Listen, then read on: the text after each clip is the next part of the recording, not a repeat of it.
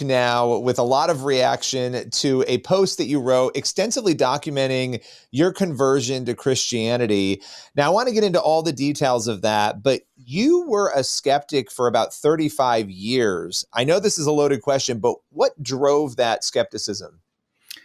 I mean, it went back to my childhood and basically what I call methodological skepticism. So in philosophy, a skeptic is simply someone who believes knowledge is impossible, knowledge of some sort. A methodological skeptic says they provisionally do not make up their mind about something in order to, at some later date, come to some, rational justification of a better view. And so that's essentially how I approached all, religious questions and philosophical questions. So it wasn't anything particular about Christianity, really.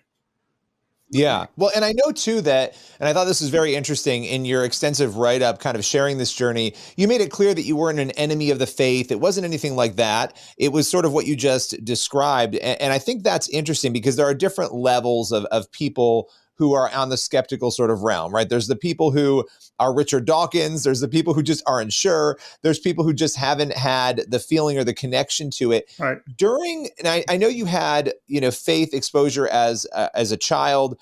During this 35 years, did you have moments of attempting to pray, attempting to connect with God, feelings maybe that there was something there during that time? I did. Basically, well, let's put it this way.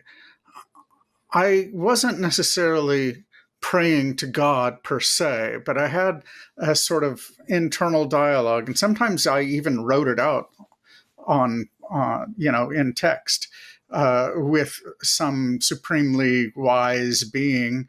And sometimes I would even call that being God, not that I believed that that was God, but in order to just sort of clarify my thought, I was using the writing form of dialogue. That's all. I continued to do that. I had done something similar to that, but actually directing it to God when I was a child, and I'm still doing it now. Actually, I think it's a good thing to do in general. But yes, now I direct those thoughts to God. But back then, I certainly did not. At least I didn't think I was. Yeah. Well, and it's such an interesting journey too. Obviously, somebody like yourself who has created something like Wikipedia that everybody knows. You're a person who is attached to something that a lot of people know about. And so when somebody like you with your background comes forward and says, I've had this conversion, I've had this experience, it's going to get more attention than if other people maybe say the same thing. When you wrote about this, did you anticipate the reaction that you've received? And tell us a little bit about that reaction. I did not. I just assumed, to be honest, a lot of people have more or less forgotten about me. I'm not in the news that much anymore, except when I, badmouth Wikipedia. People will write about that.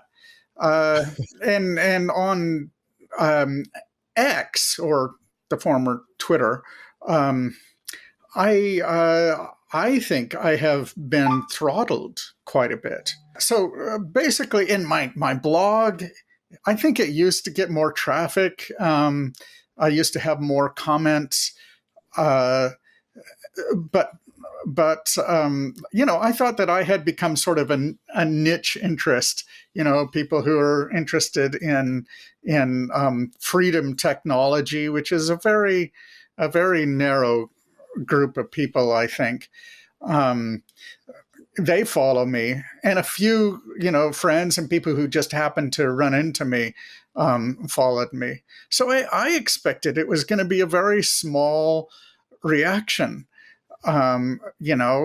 Maybe a few responses to the blog post and maybe a dozen retweets on X.